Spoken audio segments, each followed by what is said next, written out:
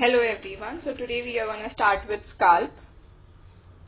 So firstly, the extent of scalp. Anteriorly it is up to the supraorbital margin, and then posteriorly it is up to the external occipital protuberance and superior knuckle lines, as you can see in the picture. And then coming on each of the side, it is up to the zygomatic arch and external acoustic meatus. So this is how you should start. Moving on, coming to the very important point in scalp is the layers of scalp. Now how will you remember these layers in the order? So I have given you a hint over here. So basically, here, see, as you can see, S is for skin, and then C is for the connective tissue or the superficial fascia, A for aponeurosis or deep fascia, then L for loose areolar tissue, and P for pericranium. So that is how you are going to remember the layers of the scalp in order. So now coming to this, and obviously here I forgot to tell you, a diagram over here is important in extent of the scalp, okay? Moving on, coming to the skin. So skin has got numerous hair follicles, it is numerous hair follicles and sebaceous glands adjacent to the epicranial aponeurosis through the superficial fascia. That is, the skin, in simple words we can say that the skin is attached to the aponeurosis through the superficial fascia, that is the middle layer, or that is the layer present in both of these two layers. Coming to the connective tissue, that is the passage for blood vessels and nerves, and it binds skin to aponeurosis. Again the same thing. Connective tissue is present between the skin and aponeurosis, so it is binding the skin to the aponeurosis. Now coming to aponeurosis, has got the occipitofrontalis muscle. It is the muscle of the scalp. Now it has got two portions, frontal belly that is present anteriorly, and there is the occipital belly that is present posteriorly. So frontal belly arises from the skin of the upper eyelid and nose and the root of the nose, and it is supplied by the temporal branch of the facial nerve.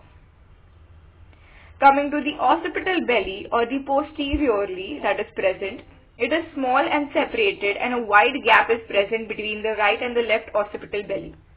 Meaning it is like this. Somewhat they are small and they are separated like this. Okay? Arises from the lateral two-thirds of the superior knuckle line, and it is supplied by the posterior auricular branch of the facial nerve. Okay, moving on, next is the loose connective tissue.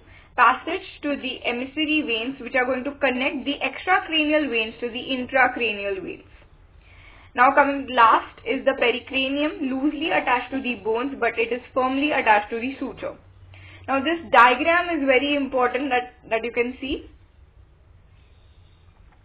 And this hint I have given you in order to remember the layers of the scalp. Next, moving on, we have the arterial supply. So arterial supply is very easy to remember. 3 in front of the auricle and 2 behind the auricle. So in front of the auricle, as you can see, we have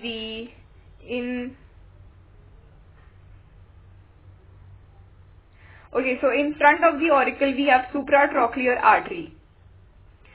Then we have supraorbital artery.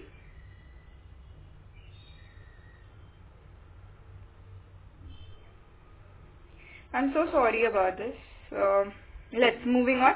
So in front of the auricle we have the supratrochlear artery, the supraorbital arteries, superficial temporal artery, that is the branch of the external carotid artery, and behind the auricle, as you can see in the picture also, in front of the auricle supratrochlear artery is there, okay, and then supraorbital artery is there, then superficial temporal artery is there, and then behind the auricle we have Posterior auricular artery and occipital artery, both of these are the branches of the external carotid artery.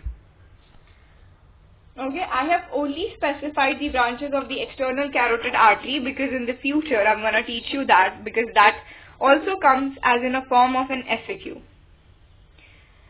Coming to the nerve supply. So here we have 5 in front of the auricle and 5 behind the auricle. Coming to this 5 in front of the auricle, same as the artery, supratrochlear nerve, supraorbital nerve. But now here it is going to change. It is going to be zygomaticotemporal nerve.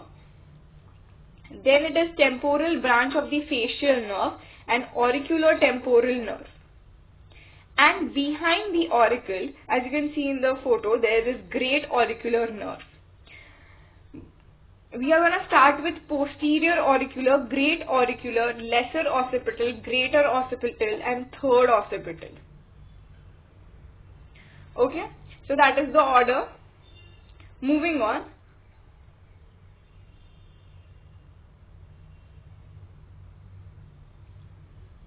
Last is applied anatomy. So now coming to the applied anatomy, we have the sebaceous cyst. So that is due to the abundance of the sebaceous glands present in the scalp.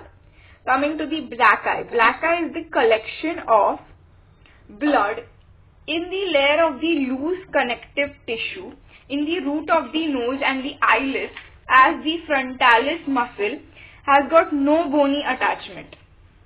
I'll draw this for you. I could not find a picture for this. For black eye, and they usually ask black eye for a separate FAQ. So I'll draw this for you. Just give me a moment.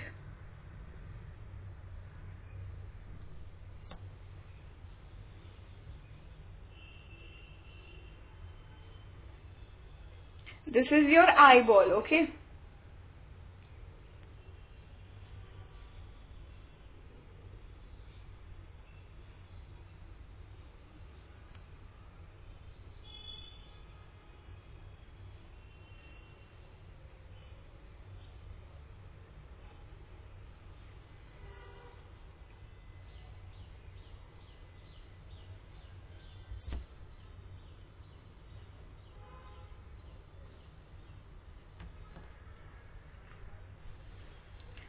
Okay, so as you can see, the blue arrow, you can get a better picture in your textbook, but this is for your understanding, and you have to draw such a kind of a diagram with a better, it has to be better than this obviously in your examination. So kindly refer this diagram in your textbooks, is there.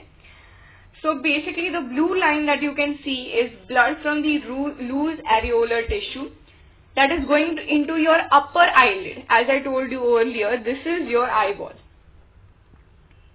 This is your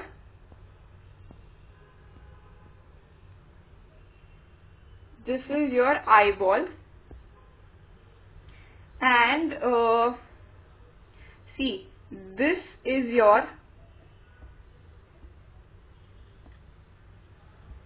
upper eyelid. Okay, so basically what is happening is the white, these blue lines that I've shown inside, that is the blood from the loose areolar tissue into the upper eyelid. Okay, right over here.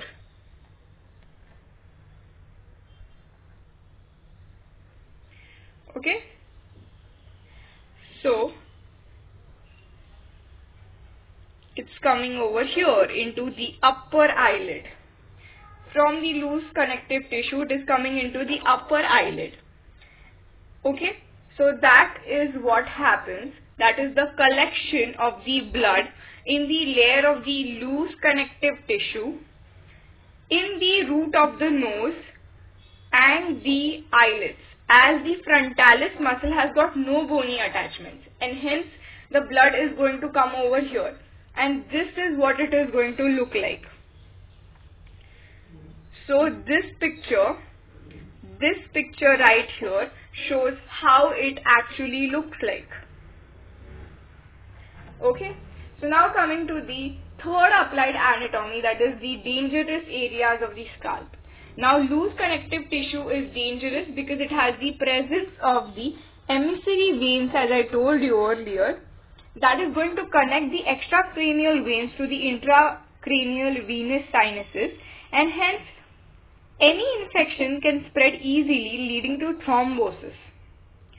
Last but not the least is wounds of the skull. They bleed profusely as the vessels are prevented from retracting by the fibrous fascia. Bleeding can be arrested by applying pressure at the site of the injury by a tight cotton bandage against the bone.